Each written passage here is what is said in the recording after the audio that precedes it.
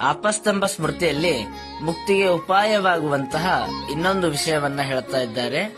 ಏಕಃ ಕ್ಷಮವತಾಂ ದೋಷೋ ದ್ವಿತೀಯೋ ನೋಪಪದ್ಯತೆ ಯದ್ಯೇನಂ ಕ್ಷಮಯ ಯುಕ್ತಮಶಕ್ತಂ ಮನ್ಯತೆ ಜನಃ. ಮುಕ್ತಿಯನ್ನ ಅಪೇಕ್ಷೆ ಪಡುವಂತಹ ವ್ಯಕ್ತಿ ಕ್ಷಮಾಯುಕ್ತನಾಗಿರಬೇಕು. ಯಾವ ವ್ಯಕ್ತಿಯಲ್ಲಿ ಕ್ಷಮ ಅನ್ನೋ ಗುಣ ಇರೋದಿಲ್ಲೋ ಅವನಲ್ಲಿ ಅನೇಕ ದೋಷಗಳಂತನ್ನೋದಿರ್ತದ. ಆದರೆ ಯಾವ ವ್ಯಕ್ತಿಯಲ್ಲಿ ಕ್ಷಮ ಅನ್ನುವಂತಹ ಗುಣ ಇರ್ತದೋ ಅವನಲ್ಲಿ ಒಂದೇ ಒಂದು ದೋಷ ಇರ್ತದ.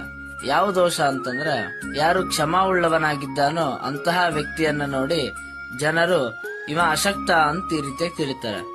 ಈ ಒಂದು ದೋಷ ಇರ್ತದ. ಈ ದೋಷ ಬಿಟ್ರೆ ಬೇರೆ ಯಾವ ದೋಷವೂ ಕೂಡ ಇರೋದಿಲ್ಲ.